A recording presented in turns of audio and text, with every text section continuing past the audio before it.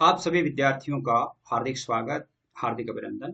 प्रिय विद्यार्थियों, आज हम पढ़ेंगे हिंदी साहित्य का यानी बीए पार्ट फर्स्ट में हिंदी साहित्य का पेपर सेकंड, जिसमें हिंदी भाषा एवं साहित्य का इतिहास जो बुक है आपके, उसमें से एमडीएसयू में तो इस नाम से है, जिसमें हिंदी भाषा एवं साहित्य का इतिहास है।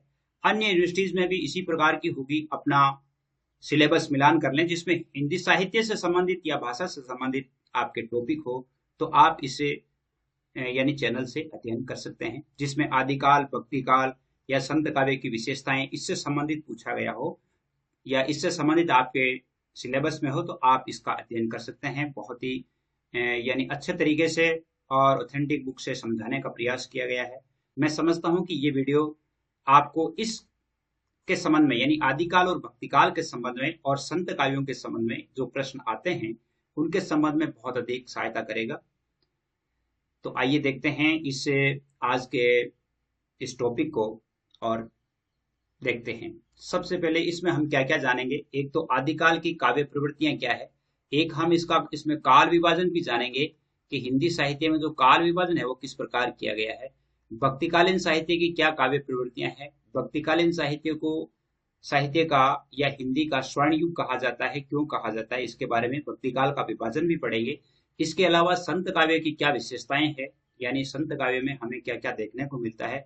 तो इससे संबंधित जो है एमडीएसयू में तो इनसे संबंधित प्रश्न आते हैं और उम्मीद करता हूं कि ये टॉपिक आपके अच्छी तरह से क्लियर हो जाएगा। तो आइए देखते हैं। इसमें से सबसे पहले यदि हम देखें, अगर प्रश्न आ जाता है, मान लो कि आदिकाल की काव्य प्रवृत्तियां क्या है, आदिकाल की काव्य प्रवृत्तियां क्या है, तो आप इस प्रकार हम लिखेंगे। सबसे पहले भूमिका लिखेंगे कि हिंदी साहित्य के इतिहास लेखन की परंपरा में यूं तो गारसा दा तांसी जो फ्रेंच विद्वान थे, गारसा दा तांसी फ्रेंच विद्वान थे, जिन्होंने अपनी पुस्तक लिखी थी इस्तवार the law literature and the Hindustani. उस पुस्तक में उन्होंने हिंदी साहित्य का जिक्र किया था और सबसे पहले हिंदी साहित्य के इतिहास लेखन की परंपरा का जो लेखक है उसे ही माना जाता है, गारसा ताशी को माना जाता है। लेकिन आचार्य रामचंद्र शुक्ल ने अपना हिंदी साहित्य का इतिहास जो नामक ग्रंथ लिखा था, उसी ग्रंथ के आधार पर इन्होंने इस हिंदी साहित्य के इतिहास को वैज्ञानिक आधार प्रदान किया। और आज भी प्रवृत्ति जो आचार्य हैं, प्रवृत्ति जो इतिहासकार है या प्रवृत्ति जो विद्वान है, उनके लिए भी उनका काल विभाजन है वो प्रेरणा स्रोत रहा है। आचार्य रामचंद्र शुक्ल ने जो इसका हिंदी साहित्य के इतिहास का काल विभाजन किया था वो इस प्रकार था। उन्होंने वीर गाथा काल कहा था, आदिकाल को उन्होंने क्या कहा था, वीर गाथा काल कहा था, जिसको 1050 विक्रम संवत से 1375 विक्रम संवत तक माना है। उन्होंने इसके बाद में भक्तिकाल माना है 1375 से 1700 ईस्वी तक। उसके बाद रीतिकाल को माना है 1700 से 1900 विक्रम संवत तक।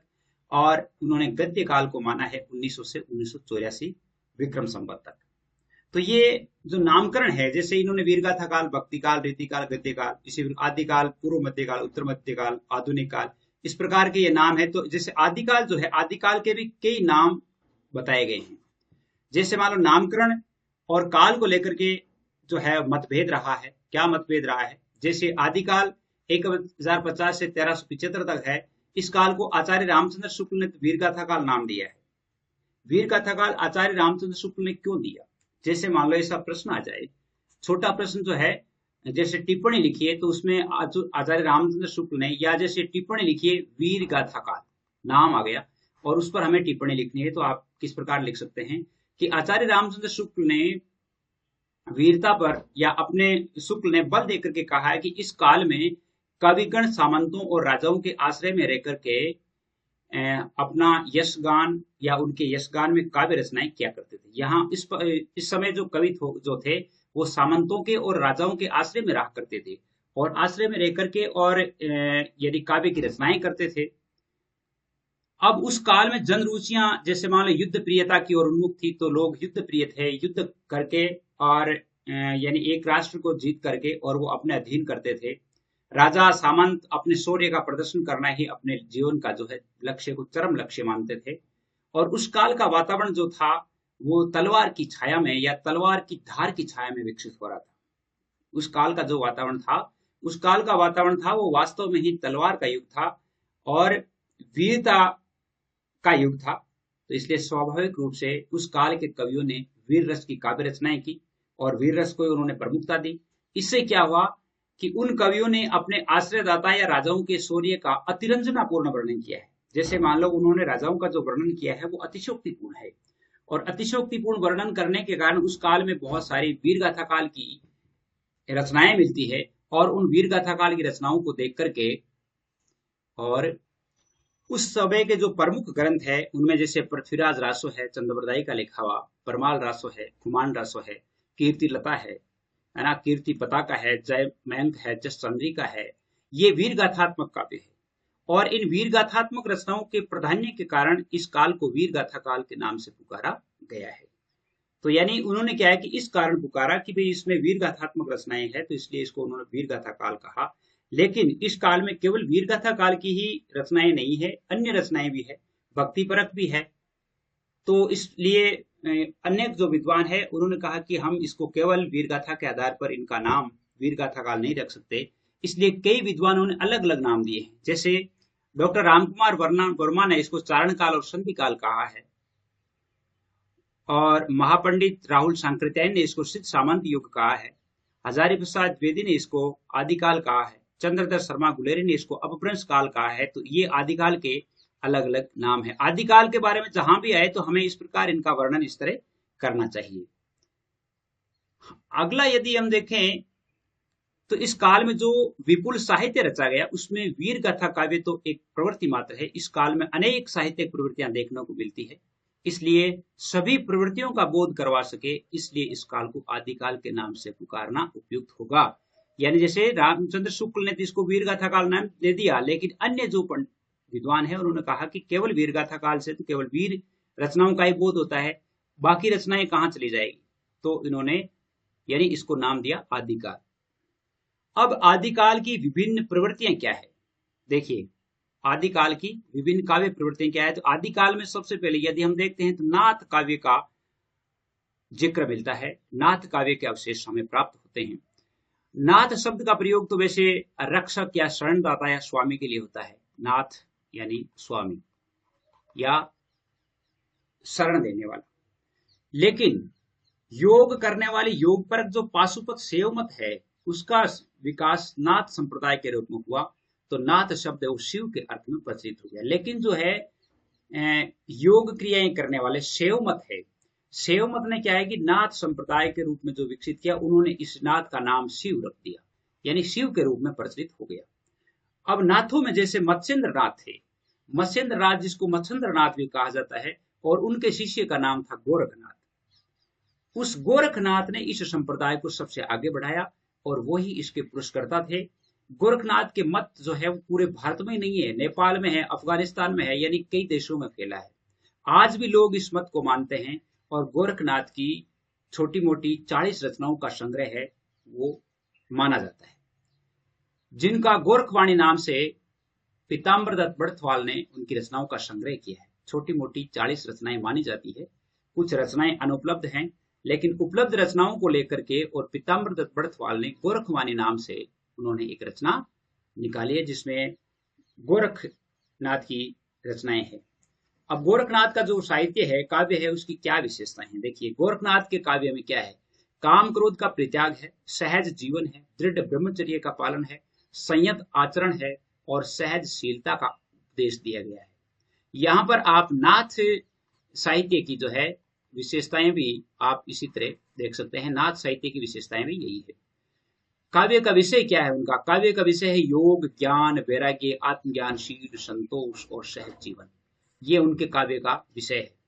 उनकी भाषा क्या है, भाषा लोक भाषा है जिस पर अपभ्रंश का प्रभाव है। अपभ्रंश भाषा जैसे मान लो यदि हम प्राचीन संस्कृत से लेते हैं, तो यानी संस्कृत से यदि हम देखें कि संस्कृत से तो निकल करके आने वाली भाषाओं में जो प्राकृत भाषा निकली, प्राकृत के बाद में जैसे प्राकृत है, उसके बाद में जैसे अपभ्रंश निकल गई, तो अपभ्रंश भाषा को उन्होंने उसमें मिलता है। तो यूं कह सकते हैं कि अपभ्रंश भाषा का काल लगभग 11वीं शताब्दी था, 10वीं 11वीं शताब्दी, तो उस समय के ही ये नाथ थे। इस समय सिद्ध काव्य धारा के साहित्य भी प्राप्त होता है, सिद्धों का साहित्य भी प्राप्त होता है। हिंदी साहित्य में सिद्ध शब्द है वो बौद्ध सिद्ध आचार्यों के लिए प्रयुक्त होने लगा है, जो पूर्वी भारत में तांत्रिक साधनाएं करते थे और साधना के बल पर अलौकिक शक्तियां प्राप्त करते थे। इनकी संख्या 84 बताई गई है। कितनी बताई गई है? सिद्धों की संख्या वह 84 बताई गई है और सिद्धों का समय है 9वीं शताब्दी से लेकर के 12वीं शताब्दी के बीच। 800 ईस्वी से लेकर के और 1100 ईस्वी के बीच इनका समय माना जाता है। किनका? सिद्धों का समय। और सिद्धों का जो साहित्य है उसमें दो प्रकार की रचनाएं प्राप्त होती है, एक तो दोहा कोश मिलता है और एक चर्या पद मिलता है। सिद्ध संप्रदाय के जो प्रमुख सिद्ध है, वैसे सिद्धों की संख्या 84 मानते हैं, 84 मानते हैं, लेकिन प्रमुख सिद्धों में यदि हम देखें सरप्पा, लुइपा, कन्हपा, तिलोपा, डोम्बीपा, है ना, इस प्रकार के है, वो उनकी 84 सिद्धों की एक श्रृंखला है जो इस धारा के कवि थे। 84 कवि जो सिद्ध थे और इनमें जो सरप्पा है वो उसे हिंदी का प्रथम कवि माना जाता है। सरप्पा जो है इनको हिंदी का प्रथम कवि मानते हैं। इसके अलावा आदिकाल में जैन काव्य धारा के दर्शन भी होते हैं। हिंदी के पूर्व क्षेत्रों में जैन साधुओं ने अपने मत का प्रचार हिंदी कविता के रूप में किया। इन कवियों का काव्य आचार, रास, फागु, चरित आदि शैलियों मिलता है। जैसे जैन काव्य, ये हम क्या पढ़ रहे हैं, यानी आदिकाल की काव्य प्रवृत्तियां पढ़ रहे हैं। आदिकाल की यदि काव्य प्रवृत्तियां हैं, आदिकाल की यदि हम यूं कह सकते हैं कि आदिकाल की सामान्य विशेषताएं भी हम देख सकते हैं, तो इसमें क्या है कि इस प्रकार के काव्य मिलते हैं, ये इनकी विशेषताएं हैं। तो इन कवियों का काव्य आचार, रास, फागु, चरित इन शैलियों में मिलता है। और आचार शैली में उपदेशात्मक रचनाएं हैं। रास शैली में इन्होंने जो है वो जैन तीर्थंकरों का जीवन दिया है, जैसे वैष्णव अवतारों की कथाएं लिखी है। जैन कवियों ने अपभ्रंश भाषा में चरित काव्यों की रचना की और हिंदी में प्रबंध काव्य परंपरा का सूत्रपात किया। अब देखिए, यहां से एक प्रश्न बन सकता है कि जैन कवि जो है हिंदी काव्य में प्रबंध काव्य परंपरा का सूत्रपात है, वो किन से माना जाता है? जैन कवियों से माना जाता है। किन से माना जाता है? जैन कवियों से माना गया है।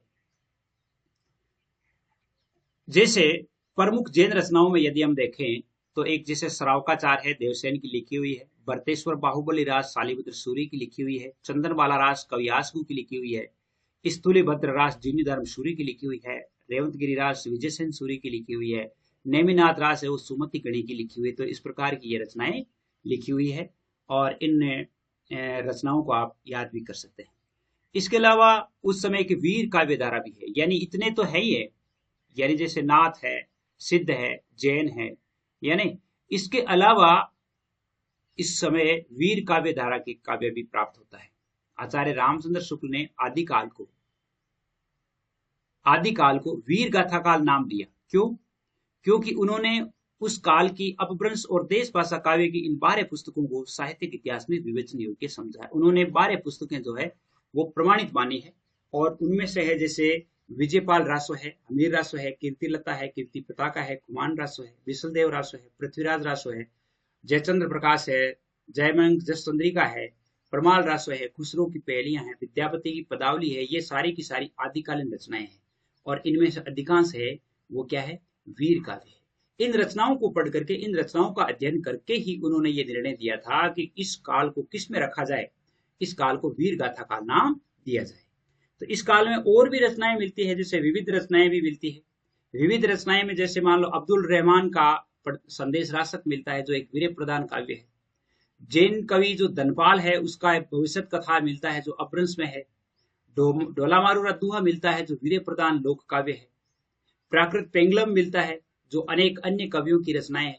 तो इस प्रकार के काव्य, विविध काव्य भी उसमें मिलते हैं। तो इसलिए हम इसमें कहा गया है कि भाई हम इसको केवल और केवल इसके आधार पर हम इसको ये नहीं कह सकते कि ये तो वीर गाथा काल है, यानी इसलिए इसका नाम आदिकाल रखा गया है। देखिए, विद्यापति आदिकाल के श्रेष्ठ कवि हैं। आदिकाल के श्रेष्ठ कवि किसको माना गया है? विद्यापति को माना गया, जिन्होंने संस्कृत में, अवहट में और मैथिली में काव्य रचनाएं की। अवहट जो है वो हिंदी की सबसे नजदीकतम भाषा मानी जाती है, सबसे नजदीकतम भाषा के रूप में माना गया है। अमीर खुसरो जो थे बहुमुखी प्रतिभा के धनी थे। अमीर खुसरो उस समय के थे, अरबी, फारसी, तुर्की, संस्कृत इनमें लिखा करते थे वो, और उनकी 99 पुस्तकें लिखी गई है, ऐसा उल्लेख मिलता है। इस समय उनकी 20-22 पुस्तकें उपलब्ध है। उसमें उन्होंने पुस्तकों में जैसे पहेलियां लिखी है, मुकुरियां लिखी है। उन्होंने ही लिखा था कि जैसे उन्होंने एक पहेली लिखी है जिसमें लिखा है कि एक थाल मोतियों से भरा, सिर सबके सिर पर ऊंधा धरा, चारों ओर थाल फिरे, मोती एक ना गिरे। अर्थात उन्होंने इस पहेली का, जिसको आसमान कहा गया है, एक थाल मोतियों से भरा अर्थात तारे हैं, सबके सिर पर ऊंधा धरा और चारों ओर थाल फिरे, मोती एक ना गिरे। मतलब इस प्रकार उन्होंने आकाश को कहा है। तो इस प्रकार की बहुत सारी बातें उन्होंने लिखी है। अब जैसे प्रश्न आ जाता है कि भक्तिकाल हिंदी साहित्य का स्वर्ण युग है कैसे, या भक्तिकाल की विशेषताएं बताइए, भक्तिकाल के जो से राम काव्य है उनकी विशेषताएं बताइए। तो अलग अलग इसमें से प्रश्न आ सकते हैं। भक्तिकाल को यदि हम समझे तो भक्तिकाल को हिंदी साहित्य का स्वर्ण युग भी कहा जाता है, क्योंकि इस काल में विभिन्न भक्ति धाराओं के कवियों ने जो साहित्य रचा था वह गुणात्मक दृष्टि से, परिमाण की दृष्टि से उच्च कोटि का था। भक्ति आंदोलन भी तत्कालीन परिस्थितियों की देन था। इसलिए पहले हम संक्षेप में भक्तिकाल की जो परिस्थितियां हैं उन पर विचार करेंगे कि भक्तिकाल में क्या परिस्थितियां रही थी, उनके समय क्या प्रवृत्तियां थी उस समय। उनमें सबसे पहले हम राजनीतिक परिस्थिति की बात करते हैं। तो राजनीतिक परिस्थिति की बात करते हैं तो भक्तिकाल जो है वो भक्तिकालीन कालखंड को राजनीतिक दृष्टि से दो भागों में रख सकते हैं। एक तो इब्राहिम लोदी के समय तक का, इब्राहिम लोदी के समय का काल। इब्राहिम लोदी के समय का काल जो है भारतीय जनता पर अनवरत अत्याचार किए जाते थे और अत्याचारों से परिपूर्ण था। इस खंड की कई विशेषताएं रही है। इस खंड की विशेषताएं रही है कि राजनीतिक अस्थिरता और सत्ता का विघटन हुआ है और शासकों द्वारा हिंदुओं पर अत्याचार किया गया है, और अन्य जो धर्म है, अन्य धर्मों पर भी उन्होंने अत्याचार किया है। तो राजनीतिक अस्थिरता और सत्ता का विघटन तो होता ही रहता था, क्योंकि जैसे मान लो आज उसने जीत लिया, कल उसने जीत लिया, कल उसने जीत लिया, इस प्रकार उनका हुआ करता था। दूसरा है मुगल शासकों का काल। मुगल शासकों का काल, ये मुगल, दूसरे जैसे इब्राहिम लोदी का काल, दूसरा मुगल शासकों का काल। इस काल में कला, साहित्य और संगीत, इनको बढ़ावा दिया गया। किंतु औरंगजेब तक आते आते कट्टरता का प्रभाव फिर से विस्तार पाने लगा। यानी औरंगजेब तक आते आते ये जो कला है, साहित्य है, संगीत है, इनको प्रतिबंधित कर दिया गया। उस समय की सामाजिक परिस्थितियां क्या रही होगी? इस कालखंड में भारतीय समाज राजसत्ता के अत्याचारों से पीड़ित था। जैसे तैमूर के आक्रमण से बाबर के आक्रमण तक भारत की जनता जो बार बार लूटी जाती रही। समाज जो है संकीर्ण व्यवस्था और कर्मकांड की व्यवस्थाओं में उलझता चला गया। हिंदू समाज बराबर धार्मिक और जातिगत संकीर्णताओं में बढ़ता चला गया। जैसे हिंदू धर्म में विभिन्न प्रकार की संकीर्णताएं आ गई और उन संकीर्णताओं में अंधविश्वास आ गया, कर्मकांड, छुआछूत, जादू टोने, ये सब उसमें बढ़ गए। तो केवल एक हिंदू समाज ही नहीं था, उसके अलावा जो मुस्लिम धर्म था, मुस्लिम समाज की स्थिति भी कोई इतनी अच्छी नहीं थी, क्योंकि धर्मांतरित जो मुस्लिम समाज और विदेशी मुस्लिम समाज है वो दोनों एक नहीं थे। उनमें शिया और सुन्नी के बीच में मतभेद थे। जैसे सैयद, शेख, पठान, तुर्क ये अपने आप को श्रेष्ठ मानते थे। मुस्लिम समाज में महिलाओं की स्थिति ज्यादा खराब थी। मुस्लिम समाज में अनेक अंधविश्वास और कुप्रथाएं प्रचलित थी। कहने का अर्थ क्या है? कहने का अर्थ ये कि हर एक धर्म में, चाहे वो हिंदू धर्म है, चाहे वो मुस्लिम धर्म है, चाहे कोई अन्य धर्म है, तो उन धर्मों में विभिन्न प्रकार की कुप्रथाएं फैल गई थी और उन कुप्रथाओं से उबरना संभव बात नहीं थी। तो उस समय सामाजिक स्थिति ये थी। अब धार्मिक परिस्थितियां क्या थी उस समय? धार्मिक परिस्थितियां थी कि आदिकाल में भारतीय समाज हिंदू, बौद्ध, जैन, मुस्लिम आदि अनेक संप्रदायों में विभाजित था। कोई हिंदू था, कोई बौद्ध था, कोई जैन था, मुस्लिम था, इस प्रकार विभाजित थे। जैसे हिंदुओं में भी, अब हिंदू है तो हिंदुओं में भी अलग अलग संप्रदाय थे। हिंदुओं में जैसे शैव है, शाक्त है, स्मार्त है, निर्गुण है, सगुण है, ये इस प्रकार के मत प्रचलित थे। बौद्ध जो थे, बौद्धों में जैसे मंत्रयान, तंत्रयान, सहजयान, वज्रयान, इस प्रकार के मत प्रचलित थे। नाथ संप्रदाय था तो नाथ संप्रदाय में भी 12 मत प्रचलित थे। इसी प्रकार जैसे मुस्लिम संप्रदाय था तो मुस्लिम संप्रदाय में भी जैसे जरा, बुसरा, सूफी, चिश्ती, कादरी, ये मत है वो प्रचलित थे। तो इसका अर्थ है कि ये अपने आप को श्रेष्ठ मानते थे। तो वो क्या है कि इस प्रकार हर एक तरह की जो है उनके मन में वो भावनाएं फैलती रही, अर्थात उनके मन में ये भावनाएं अलग अलग घर करती गई। उपासना और कर्मकांड की विधियां प्रचलित हो रही थी। बाह्य आडंबरों का या आडंबरों के बल विभिन्न मतों के ठेकेदार जनता को गुमराह कर रहे थे। यानी जैसे मान लो जो भी जनता थी उस समय, तो उस जनता में जो लोग शिक्षित थे, जिन्हें केवल ज्योतिषी वगैरह का ज्ञान था या जो थोड़ा जानते थे, वो लोगों को, अनपढ़ लोगों को यानी अंधविश्वास की तरफ धकेल रहे थे। और इस तरह की स्थिति में, यानी जब ये स्थितियां थी, तो उस अंधकार में, ये अंधकार का समय था, उस अंधकार में दक्षिण भारत में आलवार और नयनार जो संत थे, दक्षिण भारत में आलवार और नयनार संत थे, उन संतों ने क्या किया, निष्काम भक्ति भावना का आंदोलन प्रारंभ किया। उन्होंने निष्काम भाव से भक्ति आंदोलन प्रारंभ किया, और वो भक्ति आंदोलन जो है बढ़ते बढ़ते उत्तर भारत में भी आ गया। यानी कहा जाता है कि भक्ति द्राविड़ उपजी लाए रामानंद, यानी रामानंद जी के द्वारा है वो उत्तर भारत में भी फैलने लगी, और जिसका प्रभाव समुच्चय साहित्य पर पड़ा। और यह आंदोलन था जो भक्ति कालीन आंदोलन की साहित्य की धुरी था। इस काल में जो कवि हुए थे, उन सब में तत्व एक सामान्य था, और वह था भक्ति। इस काल में जो भी संत हुए थे भक्ति काल में, उन सभी का एक उद्देश्य था, भक्ति करना। क्या उद्देश्य था? भक्ति करना। इसलिए इस काल को भक्ति काल के नाम से पुकारा गया। अब भक्ति काल जो था, भक्त कवि थे, उनको भी दो प्रकार की श्रेणियों में रखा गया था।